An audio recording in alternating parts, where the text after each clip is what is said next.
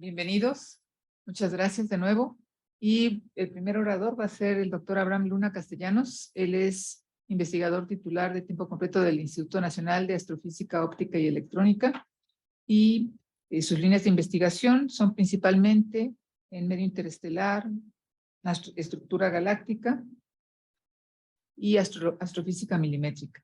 Y sus proyectos más recientes incluyen el polarímetro infrarrojo para la cámara infrarroja de Cananea, Canica, Toltec, que es el detector de segunda generación del GTM, y Radiolab, laboratorio docente de radioastrofísica.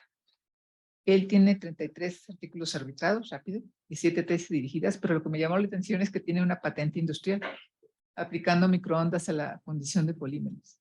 Y bueno, sin más, bienvenido y adelante. Gracias. Muchas gracias. No sé si sea suficiente para no estar moviendo el micrófono, porque me escuchan bien, ¿verdad? Sí, bien, con el Zoom, no sé, Lorena, si también me escucha. Sí, estoy escuchando bien. ¿Quieres guardarte en la bolsa? Aquí te lo enganchamos por aquí. Ok, creo que así se escucha mejor. Bien, pues gracias por la presentación. Trataré de hacer una introducción. Veo caras muy jóvenes.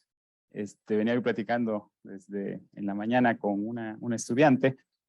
Y la intención de un coloquio, la diferencia que ha hecho este coloquio desde mi perspectiva cuando yo me uní a la primera reunión de este grupo, fue lo abierto y franco de la comunicación, ¿no? Es decir, uno de los objetivos que yo distinguí en este coloquio es comunicar de la forma más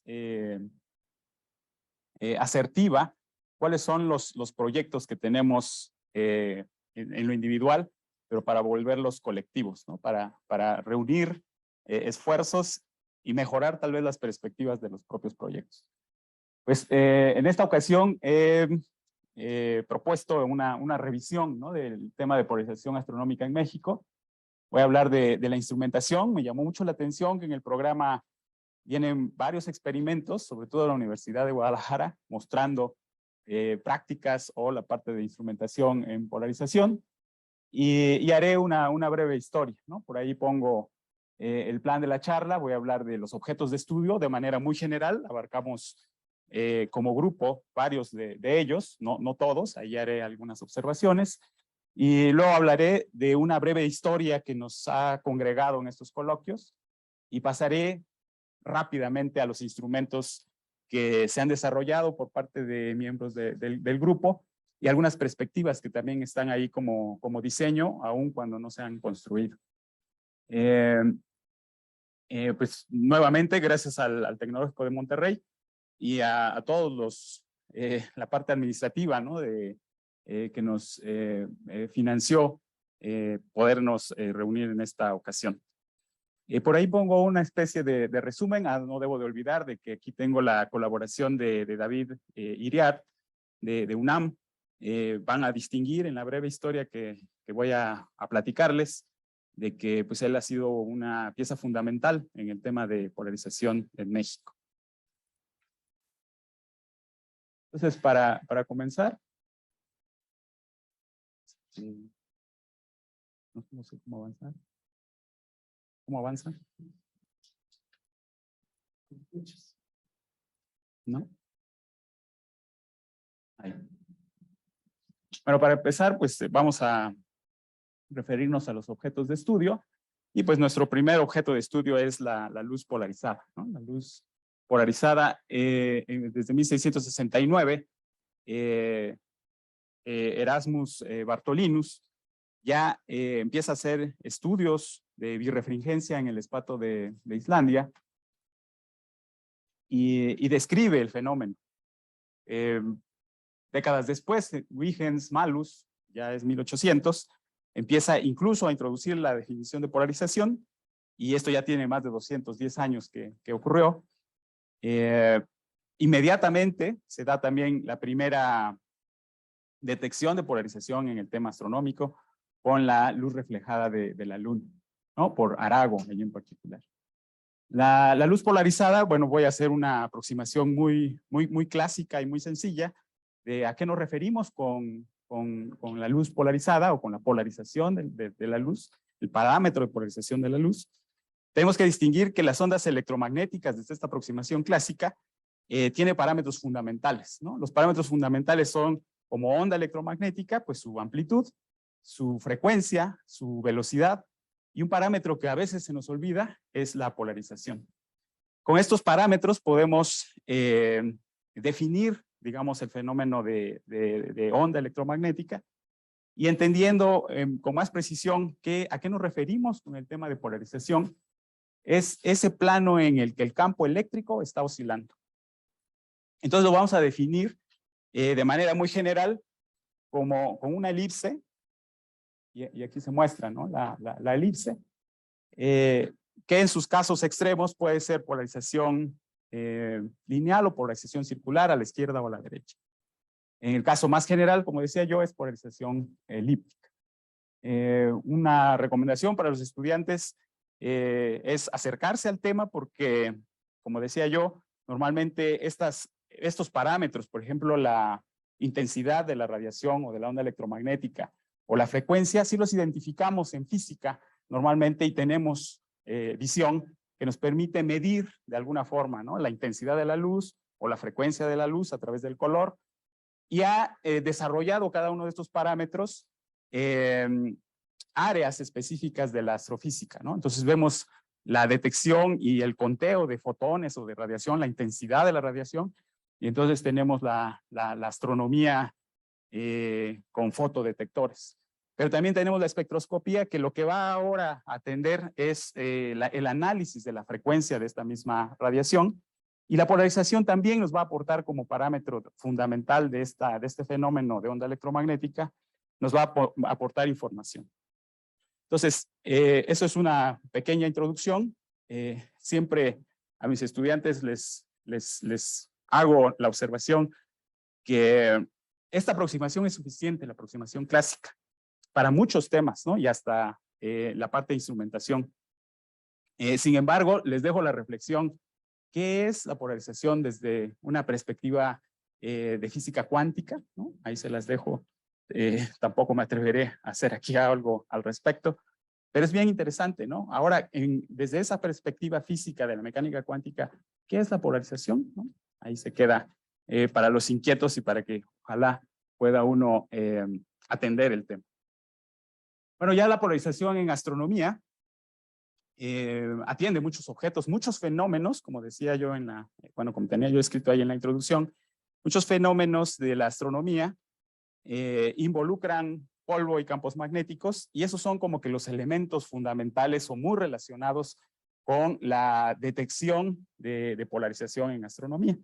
Y como estos elementos, campos magnéticos y polvo, parece que están por todos lados, vamos a verlos desde cometas, ¿no? Asteroides, charlas de las que nos van a platicar hoy, más tarde.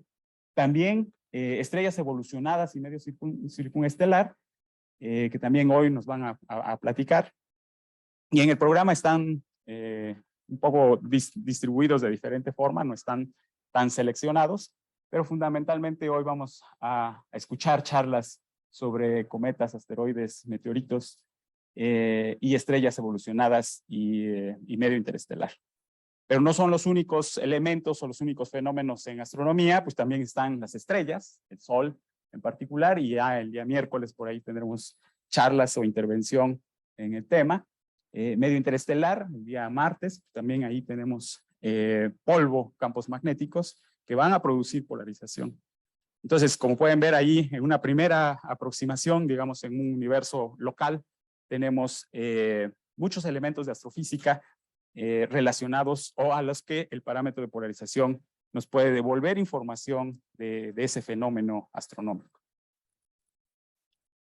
A una escala un poco más grande, pues pasamos a nubes moleculares. También el día de mañana nos van a platicar de nubes moleculares y lugares en donde la formación estelar se está dando y en donde la polarización juega su rol como técnica de observación y nos permite valorar o caracterizar mejor los granos de polvo que están ahí y los campos magnéticos que están ahí, y qué rol juegan, ¿no? estos elementos fundamentales.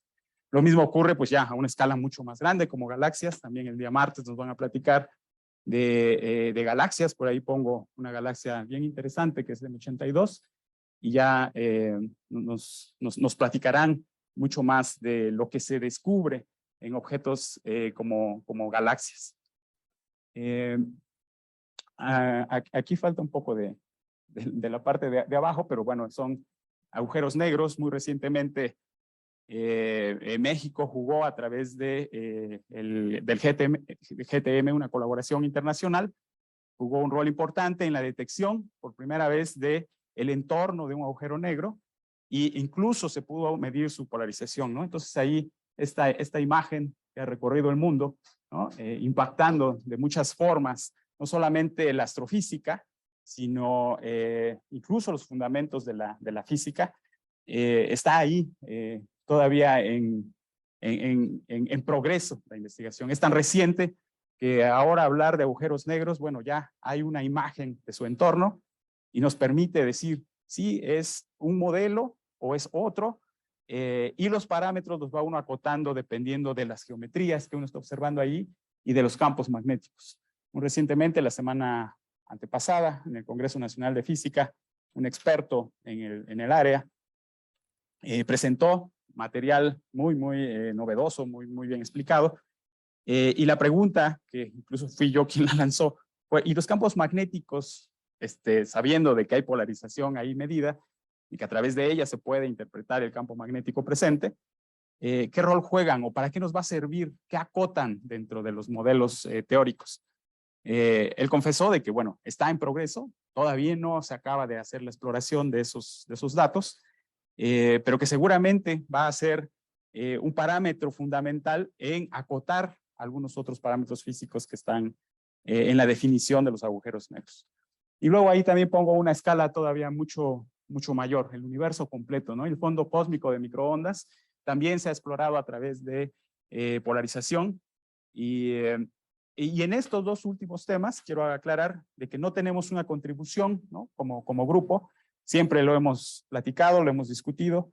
Seguramente en México hay gente que está haciendo trabajo en estas líneas, pero no distinguí yo, al menos en el programa, a alguien que venga platicándonos de estos temas, de estos dos últimos temas que estoy mostrando ahí. Entonces, más o menos esos son temáticas que vamos a abordar durante estos 3 días.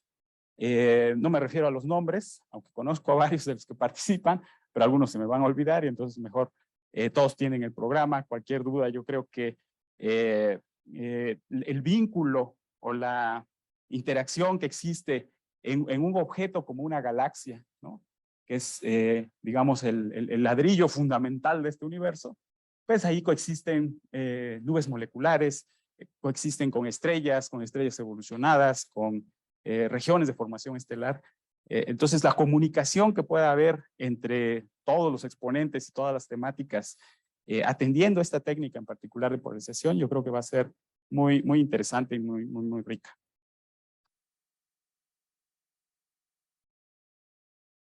Bueno, entonces esos son los objetos, ¿no? De estudio. ¿Cómo los estudiamos o cuáles son los mecanismos de polarización en astrofísica? Bueno, aquí no es exhaustivo lo que voy a presentar, es una aproximación sencilla. Los mecanismos para producir polarización en general en física, pero en astrofísica en particular, pues los podemos dividir en mecanismos de transporte y en mecanismos de emisión. De los mecanismos de emisión, por ejemplo, está la radiación sincrotrón, está el efecto Zeeman, está el efecto Woolrich-Scalafis, y entre los fenómenos de transporte, pues están unos que sí son como más reconocidos, digamos, por la física en general y en particular, pues en laboratorio incluso los exploramos, que son la dispersión y reflexión, la rotación de Faraday, la absorción y emisión dicroica de polvo. Entonces, estos mecanismos, tanto de transporte como de emisión, ocurren allí en estos fenómenos, en estos objetos que mostré anteriormente, y nos permiten hacer exploración de campos magnéticos y de polvo en particular. Pero estos mecanismos no son eficientes o no son igual de eficientes en todas las circunstancias. ¿no? Y entonces allí pongo un gráfico, en particular en cercano infrarrojo, lejano infrarrojo submilimétrico, que es en el que pongo esta referencia. Tienen diferente eficiencia, ¿no? ¿Cuánto producen de polarización estos diferentes fenómenos? Bueno, depende de la banda en la que la vamos a estar observando, ¿no? Entonces, hacia la parte del óptico, del cercano infrarrojo, la dispersión de polvo es la que juega eficientemente un rol para producir polarización. Pero decae hacia el mediano infrarrojo, y quien va a empezar ahora a tener mayor eficiencia, ahora va a ser otro mecanismo, ¿no? La absorción dicroica, que tiene ese mismo medio, ese mismo polvo. Pero igual decae rápidamente hacia el mediano infrarrojo, el lejano infrarrojo, y quien empieza ahora a jugar un nuevo rol, o el rol de mayor eficiencia en la producción de polarización, pues va a ser ahora la emisión dicroica. Ya no la absorción, ahora la emisión. Y por ahí hay una línea prácticamente horizontal que es emisión sincrotrón, que prácticamente desde radio hasta en todo el espectro electromagnético vamos a encontrar su presencia como productor, como emisor de radiación polarizada. Lo relevante de este gráfico es identificar o mostrar de que si queremos entender de mejor manera el medio que estamos estudiando, es muy importante hacer el estudio en todas las bandas, ¿no? Desde radio hasta rayos X quizás, ¿no?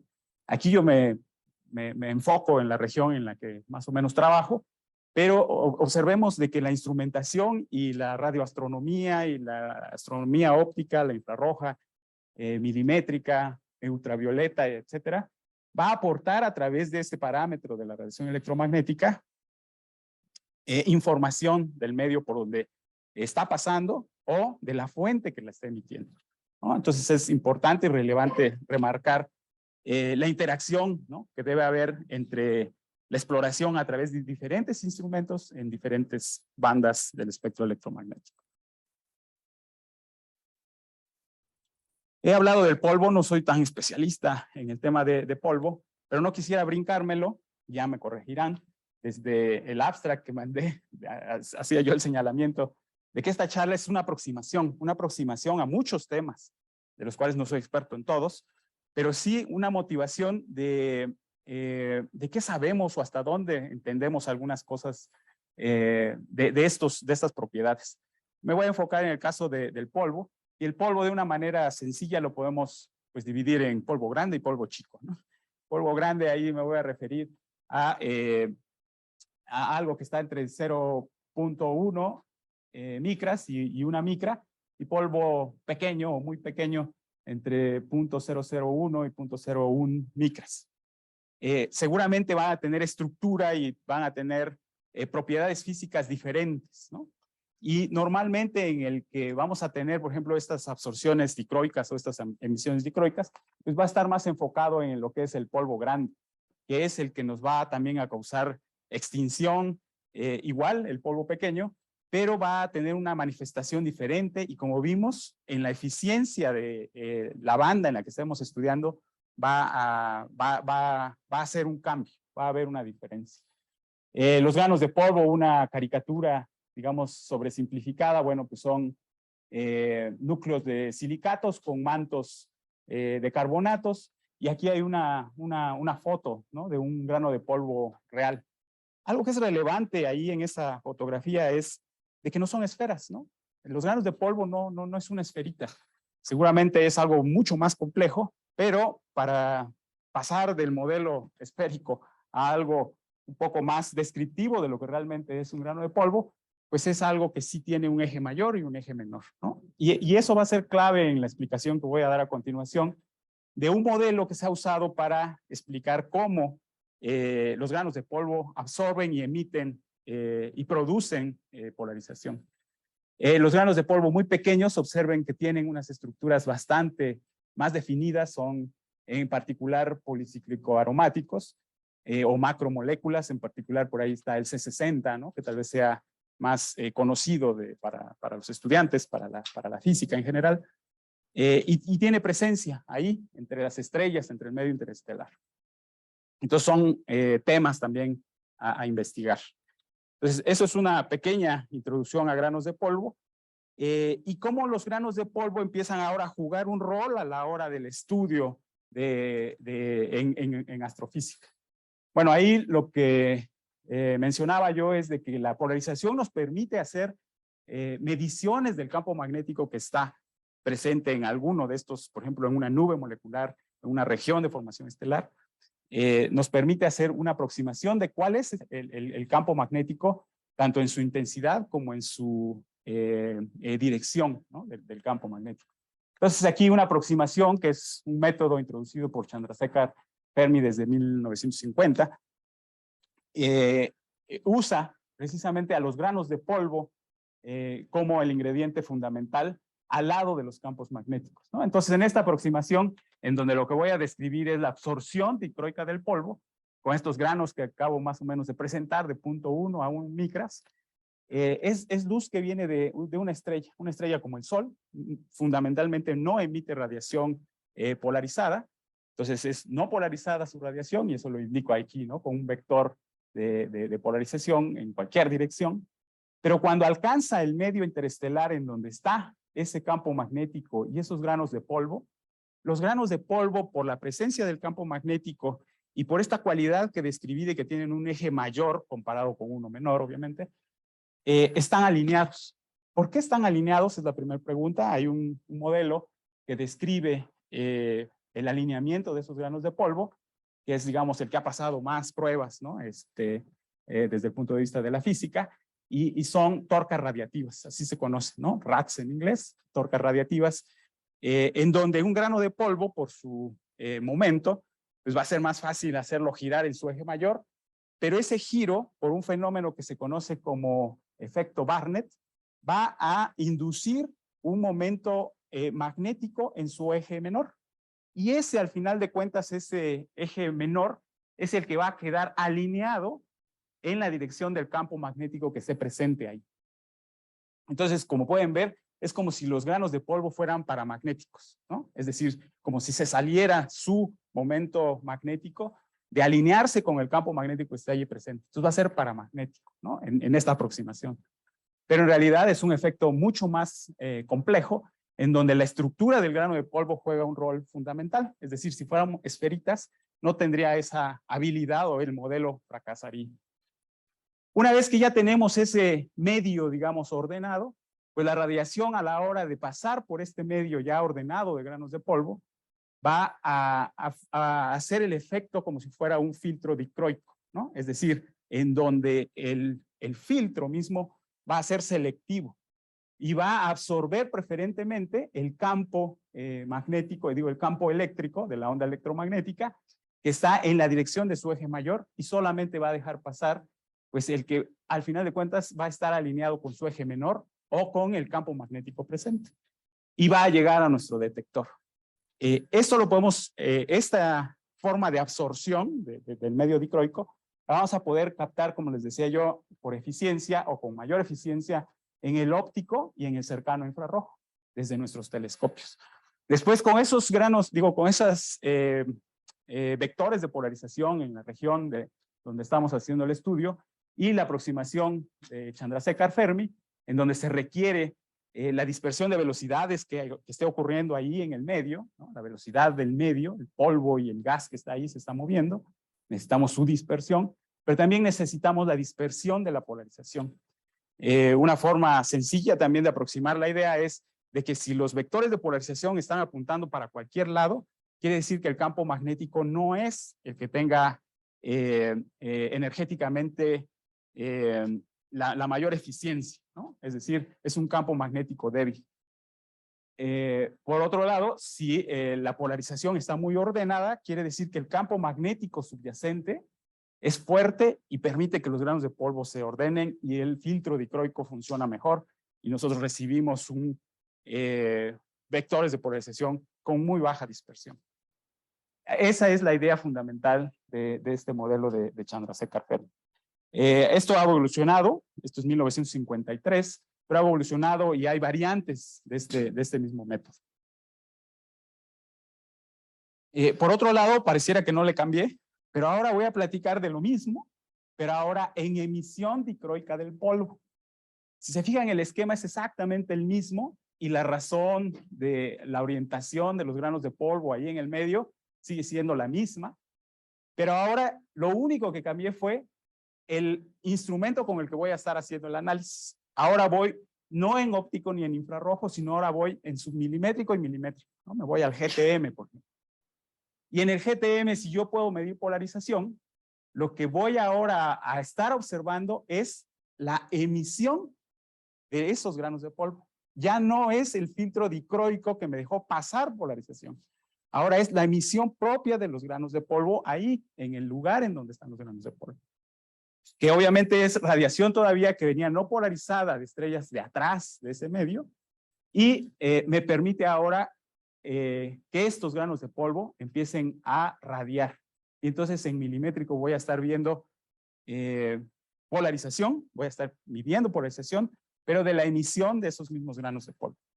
Y ahí, entre infrarrojo, entre óptico, infrarrojo y submilimétrico, milimétrico, puedo complementar la información que tengo del medio interestelar. Y la aproximación fue la misma, los granos de polvo fueron los mismos, y es como un doble chequeo tener información desde el óptico hasta el milimétrico y submilimétrico. Este es un modelo, igual estos modelos han evolucionado, esta es la forma, digamos, básica, sencilla de explicarlo. Espero que haya quedado claro para los estudiantes y para el público en general. Si no, bueno, habrá sesión de preguntas y ahí podemos retomar. Pero lo importante otra vez es cómo es complementaria la observación que haga uno en diferentes bandas, con diferentes instrumentos, para aclarar, ¿no?, los parámetros de quién está emitiendo o cómo está lográndose la polarización en la transmisión, ¿no?, en el medio donde va la onda electromagnética. Entonces, bueno, ya describí, o creo haber descrito con suficiencia o suficientemente los objetos de estudio. Yo les voy a platicar de una breve historia que para mí ha sido muy motivante. Es una breve historia de lo que hemos hecho como grupos en México. Y ahí comenzaré en 1970, 1980, en donde el doctor Luis Carrasco obtiene en donación de KITIC un polarímetro óptico y lo lleva a San Pedro Mártir. Es de un solo canal. Y ahí inicia de alguna forma la polarización en México, en donde un estudiante, precisamente del doctor Luis Carrasco, que fue David Iriart, toma la tesis de prácticamente hacer un polarímetro, ¿no? Entonces ya es 1989, finales de la década de los 90, y él termina la tesis y se va a hacer un posgrado al extranjero. La tesis de maestría la termina, se va a hacer un doctorado al extranjero, y por eso hay ahí un gap, ¿no?, en donde parece que no se movió demasiado, pero seguramente estaba terminando un doctorado, que cuando regresa a México, David Iriart empieza con la construcción de polímetros, ¿no? Ahí he puesto nombres y por favor no quise omitir a nadie, pero la verdad es de que, como les decía, tiene sus sesgos, tengo mis sesgos, no conozco, gracias a David, puedo poner estas líneas, pero seguramente ahí han jugado roles varios otros compañeros que, por favor, levanten la mano, yo también estuve ahí, o platiquen, ¿no?, sobre todo para complementar la breve historia que estoy enmarcando. En 2017, ya con ese polarímetro, empiezan ya los proyectos científicos, ¿no? ¿Cuáles fueron? Ahí en particular, Erika Benítez y Jochen Haidt de la Universidad de Heidelberg proponen hacer fotopolarimetría de blazares, ¿no? Es uno de los proyectos iniciales, es 2017, y a finales 2012 empiezan también otros proyectos como polarización de estrellas AGB, donde está David Iriart. Yo ahí me atrevería a preguntar si no ya juegan algún rol, no sé, Lorán o alguien más, porque yo no lo reconozco, digamos, allí en el tema histórico, pero identifico que con Polima empiezan temas ya en extragaláctica, ¿no?, blazares, y en estrellas en particular. Y ya para 2013, pareciera que ya no era suficiente, o tal vez la misma actividad que ya había en el tema científico empujó Polima 2, ¿no? Polima 2, otra vez David Iriart, ahora en combinación o en colaboración con la Universidad Iberoamericana a través de Anabel Arrieta, se hacen su convenio para empezar a fabricar Polima 2. Polima 2 ya veremos después que pues ha jugado también un rol importante una vez construido. Para 2012-2015 yo ahí ya empiezo a entrar en escena. Armamos Policán, se diseña y construye Policán con asesoría del doctor Luis Carrasco, que está en INAOE. Yo ahí ya soy un investigador recientemente incorporado a INAOE. Y la tesis, aquí lo nombro porque es Omar Roldán el que lleva la tesis de diseño de este polarímetro. Y Omar Roldán, la verdad es de que no lo reconocería yo si lo veo ahora, pero él me parece que es de aquí, de Guadalajara, y venía de la Universidad de Guadalajara hasta donde recuerdo. Después le perdí la pista, pero fue fundamental porque obviamente sin el diseño no habríamos tenido la capacidad de construir Policán. En la breve historia, entonces, ya aparece en escena los coloquios nacionales, este coloquio nacional, y en 2012 empezamos justo aquí, en Guadalajara. Yo ahí pongo también nombres, ahí pongo a la persona que estuvo como anfitrión, pero éramos ya un grupo grande, en particular, también ya éramos 3, 4 universidades, o gente involucrada de 3 o 4 universidades. Entonces, 2012 está Guadalajara, después 2014 se va a Ciudad de México, donde ahí Julio es el que empuja para que esto suceda ahí en Ciudad de México. 2016 se va a Ensenada con Laurent Sabin, que era quien estaba al frente en ese momento en Ensenada. Y también en 2016 inicia, desde el punto de vista administrativo prácticamente, pero ya es un proyecto aceptado, el proyecto Toltec, ¿no? Al que nos vamos a referir en varias de las charlas posteriores, que es una cámara de 3 bandas en el milimétrico, en la banda milimétrica, y lo importante para este coloquio es de que tiene polarizador, es un polarímetro, ¿no? Que está como instrumento de segunda generación en GTM. Es una colaboración entre INAOE y UMAS, y ahí pues los PIs, tanto de la colaboración del lado de UMAS y del INAOE es Grant Wilson y la doctora Itziar Arezar. 2018, pues para mí fue un gusto que estuvieran en Puebla, ahí tuvimos el coloquio, y también en ese año llega FICUS, ¿no? Ahí sí soy un tanto ajeno en el tema de espectropolarimetría, pero también tenemos ese espectrógrafo Boller-Chivens al que se le pega ese módulo y empieza a generarse también información en el tema de espectropolarimetría, ¿no? Aunque Policán estaba diseñado desde 2012, su calibración en el telescopio se logra solo hasta que Devarash, un estudiante que estuvo con nosotros en varios coloquios también, termina la calibración de Policán, puesto en el telescopio de 2 metros del OAGH de Cananea. Y también, pocos años después, en el 2020, iniciamos en INAOE el diseño de un nuevo polarímetro, ahora otra vez en la banda óptica, cambiando otra vez, tal vez siguiendo los pasos de David, ¿no? Empezaba en una banda con un instrumento y cambiaba de técnica y de banda. Allí jugó un rol muy importante Salvador Abraham Medina Rangel, que ahora está en Irlanda haciendo un doctorado, y él es el que hace el diseño de Polop, algo que todavía sigue en diseño, pero su módulo principal, que ya nos platicará Alejandro en una de las charlas, se acabó de construir y es la parte fundamental de este diseño. Una técnica diferente para detectar o medir polarización. Bueno, todos sabemos que durante el 2020, este lapso, pues no había más que virtual, y así transcurrió el coloquio nacional en Ibero, en donde Anabel Arrieta fue la anfitriona. Después, ya en el 2022, tenemos oportunidad con Joel de llevar un instrumento que estaba fabricado por Ibero, UNAM, y trabajaba o funcionaba normalmente en San Pedro Mártir, llevarlo a INAOE, bueno, a Cananea, al telescopio de 2 metros que está del OAGH. Y ahí funciona durante un periodo de 2 años, ¿no? Ya nos platicará también Joel los resultados que ellos han logrado hacia objetos como cometas, meteoritos, etcétera, ¿no? Ellos precisarán en el tema. También otro modelo de aproximación, decía yo, nos los presentará Alejandro en una tesis de maestría que acaba de concluir, que es el TNT POL 1. Y el TNT es por Tonantzintla.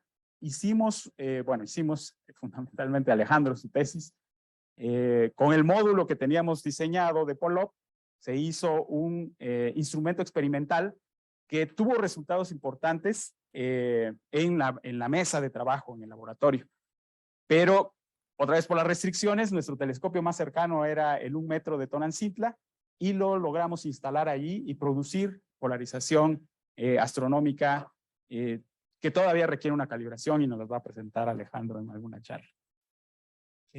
Para el 2022, ya estamos en este momento, se logra hace un par de meses ya la primera luz con Toltec en GTM y está en este momento, ya pasamos a tiempo real, montándose o efectuándose todo lo técnicamente necesario para instalar la placa de media onda que es el polarímetro de Toltec.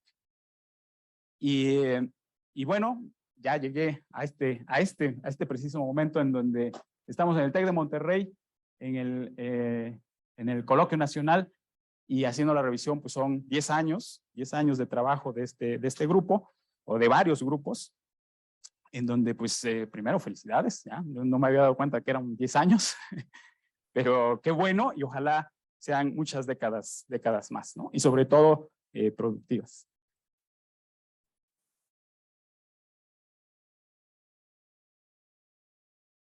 Bien, pues ahora voy a pasar a una descripción muy rápida de estos instrumentos que he ido pues solamente nombrando. También identifiqué con algún nombre quiénes podrían, si me preguntan de Polima, no soy, digamos, la persona que debiera de responder. David Iriar seguro sabría mucho más. Él lo construyó, también algunas personas que están aquí sabrían mucho más. Pero observen de que aquí el módulo fundamental aquí ahora es un prisma de Glenn Taylor, que tiene este esquema, y otra vez es luz no polarizada que pasa por un obturador, que pasa por este prisma de Glenn Taylor, adquiere polarización y después tiene que filtrar, ¿no? Para dejarla en una banda específica de astronomía, ¿no? Son filtros bien definidos dentro de la astronomía. Y luego un CCD, ¿no? Un detector. Una de las funciones que también vamos a ver durante las charlas es requisito que pueda este instrumento rotar. Al final de cuentas, lo que queremos es medir un ángulo y vamos a tener la necesidad de estar rotando varios de las componentes, sean los prismas o sean las placas de media onda, como voy a mostrar enseguida, en las otras variantes de detectores o de instrumentación en polarización. Entonces van a ver invariablemente este tipo de motores que están rotando y después este instrumento se acopla con el telescopio en donde entran otras componentes, ¿no? Entra un espejo primario, un espejo secundario y ya habíamos dicho que una forma de producir polarización es la reflexión.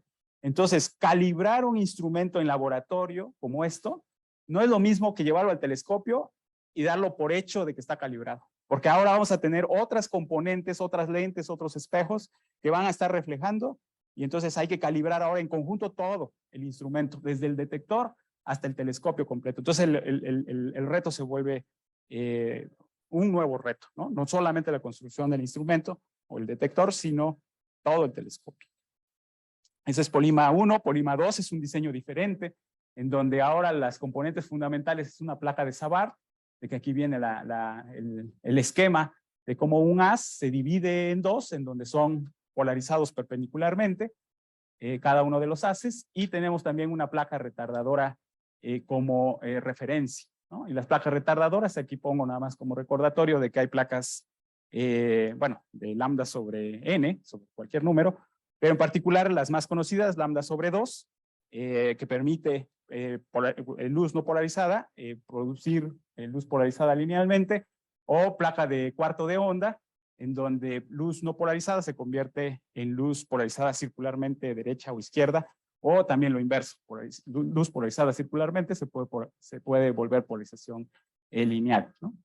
Entonces es un esquema diferente. Sin embargo, otra vez, ¿no? En el montaje van a distinguir de que hay motores que van a requerir mover algunas de estas componentes. Hay un filtro, ¿no? Para centrar un pasabanda en particular en longitud de onda, y un detector. Polycam, ahí sí les puedo presumir, porque bueno, se me tocó participar y diseñar. Cualquier cosa que necesiten, yo les puedo platicar en detalle. Pero la diferencia es de que es un polarímetro que también tiene sus componentes, una placa de media onda, aquí está la placa de media onda, motores que le van a hacer girar, y una referencia que está más abajo, que es un polarizador. Pero la diferencia es de que este es de campo amplio. Tiene un campo de 4 por 4 minutos, y eso ¿qué quiere decir? De que si quiero ver M82, es decir, una galaxia más o menos famosa, la puedo ver completa, ¿no? Es un campo bastante amplio. Y permite, con la combinación de este instrumento, que es un detector infrarrojo, que se llama Canica, hacer observaciones en estas bandas muy específicas, J, H y K, que son del cercano infrarrojo. Hay también bandas angostas que también ya hemos empezado a explorar, pero fundamentalmente eran bandas anchas, que así se conocen a J, H y K. Era un polarizador que solo permite medir polarización lineal. No tenemos oportunidad de medir la polarización circular. Para referirnos, parametrizar, digamos, la polarización, se pueden abordar desde dos perspectivas, ¿no? Desde los parámetros de Stokes, ya lo explicaremos en algunas de las charlas, ¿no? Los parámetros de Stokes I, Q, U y V, o desde las matrices de Jordan, en donde ya es otra la aproximación. Esta aproximación es buena en el sentido astronómico porque atiende la intensidad. A partir de medir intensidad, el número de fotones, podemos realmente caracterizar la polarización. Entonces, estos detectores, como los infrarrojos o como Canica, que no son capaces de medir la polarización directamente, es decir, no son detectores polarizados, requieren de medir intensidades, ¿no? De la radiación que está llegando. A diferencia de radio. Radio, por el contrario, sus detectores naturalmente son polarizados, porque son dipolos, ¿no? Un dipolito, si tú lo pones horizontal o lo pones vertical, la cantidad de intensidad que va a poder medir, pues es diferente. Es decir, el propio detector es polarizado. Entonces ahí vean cómo hay una variante, y ahí en esa variante radica también la forma o la metodología como se analiza la polarización. Entonces este fue Polycam. Después pasamos al espectropolarímetro, en particular con este módulo Ficus, que lo pegan a un par de espectrómetros, decía yo, el Bohler and Stevens, y además también a otro que tenemos allí en el OAGH, que es CANGIS, ¿no? Que tienen nombres de alta resolución, son espectrógrafos. También tenemos una plática ahí de una actualización con Bosco, que nos va a platicar seguramente de la parte histórica y además de los nuevos diseños que ellos han empezado a desarrollar en San Pedro Mártir. Otra versión, y esa es importante, ya nos lo platicará Alejandro, otra aproximación que resulta novedosa, es si tenemos la posibilidad de acoplar dos prismas de este tipo que se llaman Wollaston y producir los 4 ángulos que son necesarios para medir la polarización sin tener que rotar nada, pues nos quitamos, desde el punto de vista de ingeniería, un montón de dolores de cabeza, ¿no? Es decir, nos quitamos motores y nos quitamos inestabilidad de todo el sistema. Y esa es la propuesta que nos va a presentar allí Alejandro el día de mañana, con un par de prismas Wollaston, y que ya en el telescopio de Tonantzintla de 1 metro de UNAM ya está produciendo información sin rotar a ninguna de las componentes, ¿no? Ahí hay los 4 campos necesarios para producir los parámetros de Stokes y de ahí derivar el ángulo y grado de polarización en un telescopio ya funcionando. Y lo más reciente que les decía yo, ya a pesar de que es un proyecto que ya tiene años, ya está Toltec en GTM, ¿no? Aquí ya se ve la instalación, Toltec está aquí, todo esto pues son compresores y equipo necesario para poder hacer funcionar Toltec. Toltec es una cámara que está en un baño criogénico, observen que aquí va hasta 150 milikelvin, entonces requiere compresores, requiere todo una plomería, ¿no? Desde el punto de vista técnico, para tener enfriado todo ese equipo. Tiene varias etapas, ¿no? Para llegar a estas temperaturas. Su fundamento ahora ahí son detectores de inductancia cinética que están en baños criogénicos de 150 milikelvin y fundamentalmente están hechos de aluminio, que a estas temperaturas se vuelven superconductores. Y entonces ahí ya no hablamos de electrones, hablamos de pares de Cooper y el fenómeno que se da es mucho más eficiente. Entonces nos permite ir a detecciones muy necesarias en astrofísica y podemos hacer la diferencia desde el punto de vista de instrumentación anterior. Aquí hay una foto de cómo está el mismo arreglo, ¿no? De varios, aquí tiene 3 canales, la radiación entra y en cada una de estos detectores, este es uno de los detectores, aquí lo que ven como un panal de abejas son cada uno de los alimentadores. Si recuerdan un poco la historia, decía yo de que el primer polarímetro que tuvimos aquí en México era de un solo canal. Aquí ya no es un único canal, aquí son 3 bandas y cada una de esas bandas o cada uno de esos canales en realidad tiene varios píxeles, ¿no? Ya no es un único canal, ya son miles de canales los que ahora tenemos y entonces nos permite ya hacer no punto a punto la detección de polarización, sino imágenes completas de algún fenómeno astronómico.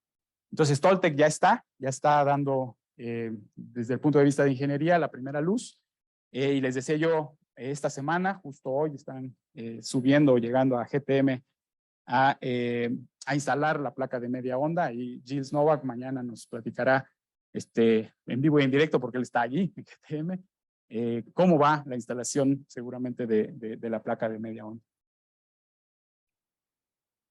Pues eso era un poco lo que quería yo platicarles. Ojalá tenga yo tiempo, no sé si me llevé más del necesario, pero me gustaría ahora la retroalimentación, ¿no? Las correcciones, por eso pongo ahí preguntas, contribuciones, correcciones son bienvenidas, porque es una historia que estamos haciendo entre todos, ¿no? Yo traté de enfocarla, pero por favor, hagamos de esto, digamos, un evento de ese tipo, ¿no? Colaborativo. Agradecer a gente que seguramente no distinguimos aquí, pero sin la cual no habríamos podido algunos financiar los vuelos. Por ahí veo ahí el Consejo Estatal de Ciencia y Tecnología de Jalisco, al TEC, ¿no? Y algunos que yo no distingo porque no estoy en la parte administrativa, pero creo que es meritorio agradecer primero y después invitarlos a que continúen haciendo esta promoción, esos apoyos que son necesarios para seguir haciendo investigación, ¿no? Investigación tal vez en astronomía, pero como también vamos a ver, tiene su repercusión en temas de ingeniería. Y ojalá les llame la atención ir a una charla que les platicaré, en donde incluso el tema de visión humana tendría un aporte con el tema de calidad de visión en salud visual. Pues sería todo, muchas gracias y preguntas, bienvenidas.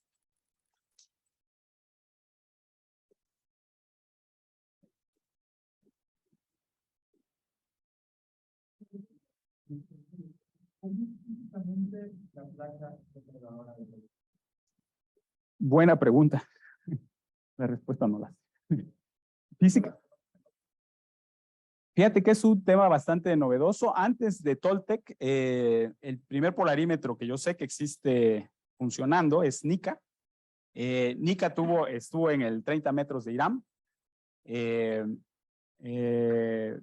Tuvo, como era el primer polarímetro o la primera placa de media onda que se instalaba para estos usos de astrofísica, tuvo sus asegúnes. De ahí nace NICA 2. NICA 2 tiene una perfección mayor en el sentido técnico. Exactamente cómo está formada, no lo sé. De verdad es de que hasta cierto punto es un secreto industrial porque tiene impacto en varias, no solamente en astrofísica, tiene varios usos. Y quienes en particular se han vuelto como los referentes, pues es Inglaterra, ¿no? Phil Moscov, uno de los que está dentro de la colaboración de Toltec, digamos, son los que guían, ¿no? Pero son temas bastante bien especializados. ¿Cómo es exactamente? La verdad es que mañana ojalá Gilles pueda auxiliarnos. Yo.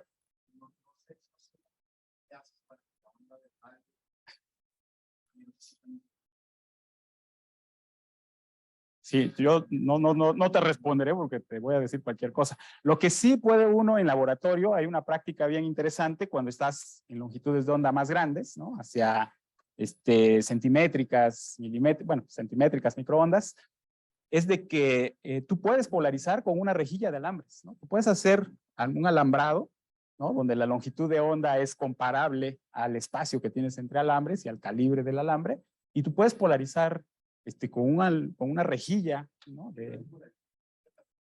Sí, ¿no? Pero digo, eso es lo único que sí puedo yo comentarte. Lo demás, mañana preguntémoselo a James. También ahí hay estudiantes. Viene Marcial Becerril, un estudiante que está de doctorado de INAOE. Están más involucrados, ¿no? Pero sí, son temas bien especializados. Te decía yo, por ejemplo, el tema de tener 3 etapas para bajar hasta decenas, centenares de milikelvin, es todo un reto también. O sea, hay especialistas y bien contados que pueden alcanzar esas temperaturas y mantener, digamos, estable el sistema, ¿no? Entonces, en cada uno de los... la verdad es que no sé. Te voy a decir una mentira si te contesto. Pero mañana preguntemos a Gilles. Yo también la tengo la duda. Adelante.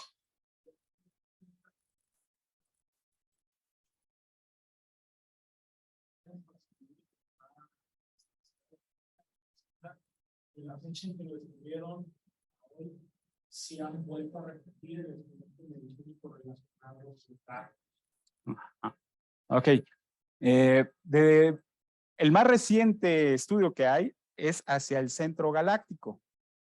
La Vía Láctea, ¿no? Tiene decenas de kiloparsecs, ¿no? Más que de unidades astronómicas. La unidad astronómica se usa más para el sistema planetario, ¿no? Cosas que están a la distancia Tierra-Sol, y esa es como nuestra unidad, digamos, para medir en escalas del sistema planetario. Cuando ya nos vamos a un objeto más grande, como es una galaxia, cambiamos la unidad y es en kiloparsecs, ¿no? Es mucho más grande, y el agujero negro más cercano que tenemos masivo es el centro de la Vía Láctea.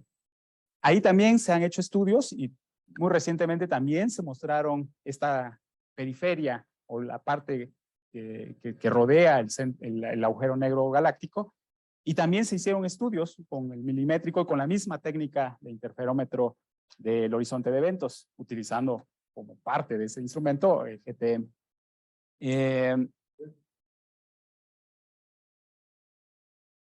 La pregunta que me están haciendo es respecto a la polarización que mostré en la imagen de M87, y estoy haciendo un poco, recapitulando un poco, construyendo un poco la respuesta hacia qué es lo que estamos observando. Entonces, llegando al centro galáctico, eso está a unos pocos kiloparsecs, pero ya M87 ya está a millones de kiloparsecs, ¿no? Es una escala diferente, ya estamos fuera ahora de la galaxia, ya es un objeto extragaláctico, es una galaxia como la Vía Láctea. M87 está fuera de la Vía Láctea y ahí ya estamos en megaparsecs. Y estamos observando la parte central o su parte nuclear de esa otra galaxia. Y ahí, con cierta ventaja, estamos observando la emisión que está rodeando el agujero negro, y la polarización se está pudiendo medir. ¿Por qué en el caso de M87 sí lo podemos hacer y para el caso del centro galáctico que está más cerca está costando más trabajo? Es por nuestra posición. Hasta cierto punto, aunque está más lejos, nuestra misma condición es como si este mismo auditorio fuera el disco galáctico de la Vía Láctea, y yo quiero desde esa perspectiva ver a la fila que está atrás, ¿no? Tengo que pasar por las caras de la fila primera para llegar a observar lo que está en la fila de atrás, con todas las perturbaciones que implica, ¿no? Pasar por un primer brazo galáctico y llegar hasta el centro de la Vía Láctea. Entonces tiene un problema. Ya vimos que hay efectos en la polarización por la transmisión, por ejemplo. Entonces paso por un brazo espiral, por dos brazos espirales, la información va a venir afectada por dónde pasó esa radiación. Entonces nos cuesta más trabajo encontrar con precisión qué está pasando en nuestro propio centro galáctico. Va a haber más perturbación. M87, por el contrario, está fuera del plano galáctico, lo vemos. Eso no quiere decir que sea mucho más fácil.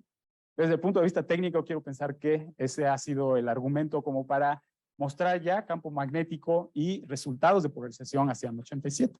Pero te digo, ese ya es todavía a megaparsecs, ¿sí? Es un objeto extragaláctico. No sé si contesté. Pues más preguntas. Adelante. Ah, ¿Podría hacerse con el micrófono? Porque no te oyen más. pues tal vez este, ¿no? Pues este, ¿no?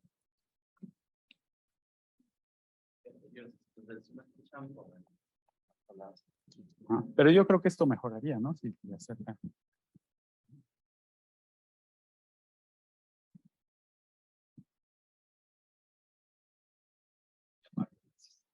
De los experimentos que mencionaste al principio, durante tu plática, que si conté bien fueron 3, quizá 4 con el Toltec, que es nuevo, ¿todos están funcionales al día de hoy? ¿O ya algunos se jubilaron, por llamarlo de algún modo? ¿Cuál es el estado actual? Sí, yo creo que el más evidente es Polima 1 y Polima 2, ¿no? Pero ahí me corregirá, tal vez Julio tenga más información, la parte que está ahí en activo en Ensenada. Lo que sé que Polima 2 está funcionando, Polima 1 no tengo bien claro si todavía está vigente. Y son instrumentos que incluso, aunque no lo mencioné ahí, pues suena feo, pero se han canibalizado. Es decir, creamos nuevos instrumentos a partir de algunas versiones anteriores. Sacamos el Glenn Taylor, ¿no? El Prisma, y lo usamos de una manera tal vez más astuta, ¿no? Con un rediseño de las mismas componentes. En el que yo he participado, que es el diseño de Pollock, por ejemplo, era un diseño para un instrumento óptico en un telescopio óptico, que después mañosamente dejamos que el tipo de material que íbamos a utilizar nos permitiera ir al infrarrojo, ¿no? Seleccionamos el tipo de cristal y de pulido lo suficientemente bueno para que pueda utilizarse en infrarrojos. Y por la pandemia todo esto se nos cerró un poco y acabamos utilizándolo en un metro de Tonantzintla, ¿no? Yo creo que esa versatilidad es la que es importante distinguir, y la habilidad que como grupo, en donde hay instrumentistas, nos permite precisamente estar en esa comunicación, ¿no? Con el ingeniero que sabe ahí corregir en la marcha muchas cosas, y que le da la oportunidad a cambiarlo de telescopio, cambiarlo de banda y permitir al astrónomo explorar pues, el objeto de trabajo, ¿no? Muchas gracias. ¿Más preguntas? O comentarios, por favor, ayúdenme con comentarios, correcciones. Ah, también. Mejor. Pues muchas gracias.